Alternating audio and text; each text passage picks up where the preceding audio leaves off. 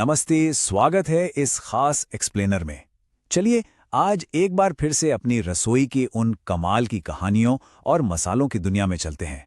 आज की ये चर्चा बहुत ही स्वादिष्ट और मजेदार होने वाली है। जरा सोचिए, एक मामूली सा नींबू, लेकिन जैसे ही ये 3 अलग-अलग घरों की दहलीज पार करता है ना, तो बिल्कुल 3 अलग तरह के अचारों में बदल जाता है ना अजीब बात? एक घर में वो सरसों के तेल की तीखी महक के साथ घुल मिल जाता है, दूसरे में ताजे करी पत्ते के जादू से महकता है और तीसरे में मीठे खजूर के साथ ऐसा अनोखा स्वाद ले लेता है जिसकी शायद आपने कभी कल्पना भी न की हो। पिछली बार हमने आम के अचार की वैरायटी पर बात की थी, राइट? लेकिन आज का हमारा हीरो है नींबू। सच कहूं तो नींबू शायद आम से भी ज्यादा वर्सेटाइल है। मतलब बिना किसी भेदभाव के ये भारत की लगभग हर रसोई में आपको मिल ही जाएगा। तो आज हम 3 अलग-अलग तरीकों या फिलॉसफीज पे बात करने वाले हैं। पहला, उत्तर भारत, जहां सारा फोकस तीखेपन और उसे लंबे समय तक बचाए रखने पर है। दूसरा, दक्षिण भारत, जहां ताजगी और खुशबू सबसे अहम है। और तीसरा, पारसी तरीका, जिसमें एक खट्टा मीठा बैलेंस है और उनका एक अनोखा इतिहास छिपा है। चलिए सबसे पहले चलते हैं उत्तर भारत, जहां परंपरा और तीखेपन का राज है। यूपी, बिहार, राजस्थान या पंजाब के उन घरों की कल्पना कीजिए जहां तेज धूप में अचार के जार रखे होते हैं। इस तरीके का स्टार है अपना कागजी नींबू। नाम से ही पता चलता है, छिलका बिल्कुल कागज जैसा पतला और अंदर रस ही रस। और यही चीज इसे सालों साल सुरक्षित रखने के लिए एकदम परफेक्ट बनाती है। अब बात करते हैं इसमें पड़ने वाले मसालों की। सबसे पहले वो कड़क सरसों का तेल, जिसे धुआं उठने तक गर्म करके ठंडा किया जाता है ताकि उसका कच्चापन गायब हो जाए। फिर इसमें पड़ता है मोटा सेंधा नमक, तेज खुशबू वाली हींग, काली मिर्च, लाल मिर्च और हल्दी। जब ये दरदरे मसाले उस तेल के साथ मिलते हैं ना, तो बस एक अलग ही लेवल का गहरा और तीखा स्वाद पैदा होता है। लेकिन यहां सबसे बड़ी चीज है धैर्य। ये कोई जल्दी वाला काम नहीं है। पहले नींबू को सिर्फ नमक के साथ कुछ दिनों तक छोड़ दिया जाता है, फिर हफ्ते भर मसालों के साथ तेज धूप में धीरे धीरे पकने का इंतजार, और महीनों बाद जाकर यह छिलका इतना मुलायम हो जाता है कि स्वाद बिल्कुल अंदर तक समा जाता है, मानो समय और धूप दोनों ही मसालों जितना ही काम कर रहे हों।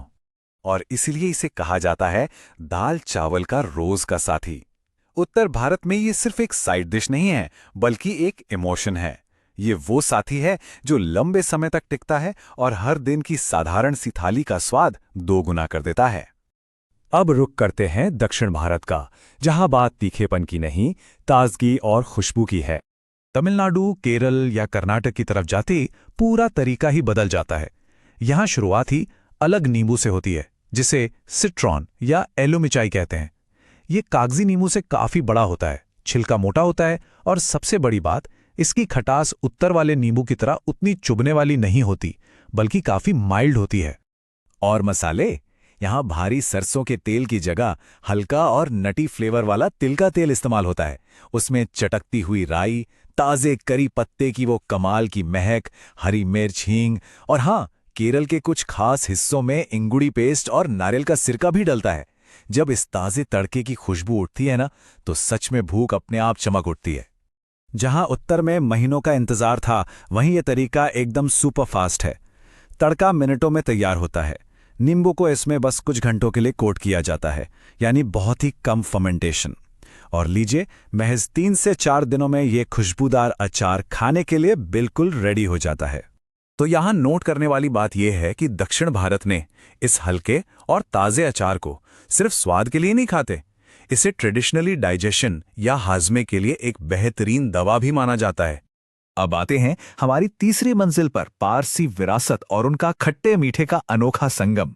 मुंबई और गुजरात में बसे पारसी समुदाय की रसोइयों का स्वाद एकदम अलग है। इसे समझने के लिए थोड़ा इतिहास में जाना होगा। ये समुदाय 1000 साल से भी पहले ईरान से भारत आया था और गुजरात को अपना घर बनाया। इस माइग्रेशन ने उनके खाने में मिडल ईस्टर्न, पर्शियन और इंडियन फ्लेवर्स का एक ऐसा फ्यूजन तैयार किया जो सच में लाजवाब है। और इसी सांस्कृतिक फ्यूजन का एक मास्टरपीस है उनका खजूर वाला नींबू का अचार। ये कोई नॉर्मल अचार नहीं है जिसे धूप में महीनों प्रिजर्व किया जाए, बल्कि ये धीरे धीरे पकाई गई एक खट्टी मीठी चटनी और अचार का एक जबरदस्त हाइब्रिड है। इसके इंग्रेडिएंट्स सुनेंगे तो हैरान रह जाएंगे। नींबू के साथ खजूर, जी हां, साथ में गुड़ या चीनी, सिरका चाहे सफेद हो या एप्पल साइडर, और अदरक, लहसुन और लाल मिर्च। मतलब खजूर और सिरके का ये कॉम्बिनेशन किसी भी रेगुलर इंडियन अचार की परिभाषा ही बदल देता है। इसे बनाते कैसे हैं? देखिए, यहां सूरज की रोशनी का इंतजार नहीं होता। नींबू और खजूर को सिरके में डालकर धीमी आंच पर आराम से पकाया जाता है। इस स्लो कुकिंग से खट्टा, मीठा और तीखा तीनों स्वाद ऐसे ब्लेंड होते हैं कि एक परफेक्ट बैलेंस बन जाता है। एक तरह से देखा जाए तो इस पूरे समुदाय का लंबा इतिहास इस डिश के अंदर पका हुआ है। चलिए, अब इन तीनों तरीकों को एक साथ रखकर देखते हैं। एक नींबू की तीन अलग आत्माएं। अगर हम इन्हें आमने सामने रखें तो तस्वीर बिल्कुल साफ हो जाती है। उत्तर का अचार एकदम तीखा, तेज और ऐसा साथी जो सालों साल चले। दक्षिण का अचार बिल्कुल फ्रेश, खुशबूदार और जल्दी बनने वाला तड़के वाला अचार।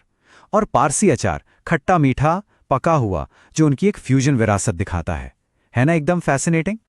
अब बात करते हैं इसके पीछे के विज्ञान की, अचार का सिंपल और प्रमाणिक साइंस। इन अलग अलग तरीकों के पीछे एक बहुत ही बेसिक साइंस काम कर रहा है। वो ये कि नींबू के अंदर नेचुरली ढेर सारा सिट्रिक एसिड होता है, और ये एसिड अपने आप में एक बहुत ही पावरफुल नेचुरल प्रिजर्वेटिव है। इसी वजह से आम या कटहल के मुकाबले नींबू का अचार बहुत जल्दी और आसानी से प्रिजर्व होना शुरू हो जाता है। ये साइंस बहुत सिंपल है। स्टेप 1, नमक नींबू के अंदर से एक्स्ट्रा पानी या नमी को बाहर निकाल देता है और एसिड के साथ मिल जाता है। स्टेप 2, नींबू का अपना सिट्रिक एसिड या पारसी अचार में पड़ने वाला सिरका एक ऐसा माहौल बना देता है जहां बैक्टीरिया सर्वाइव ही नहीं कर पाते। बस नमक और एसिड का यही एक दो पंच अचार को खराब होने से बचाता है। तो अब एक सवाल के साथ आपको छोड़े जाते हैं। सिर्फ थोड़ा सा नमक और तेल एक फल को पूरे 1 साल तक गैस से बिल्कुल ताज़ा और खाने लायक बनाए रख सकते हैं? ये महज एक साइंस है या हमारी पुरानी पीढ़ियों का कोई जादू? ये जरूर सोचिएगा। और हाँ, हमारे अगले एक्सप्लेनर में जरूर जुड़िएगा, जहां हम लंबे समय तक चलने वाले प्रिजर्वेशन के इस कमाल के साइंस को और गहराई से डिकोड करेंगे। तब तक खोज जारी रहनी चाहिए।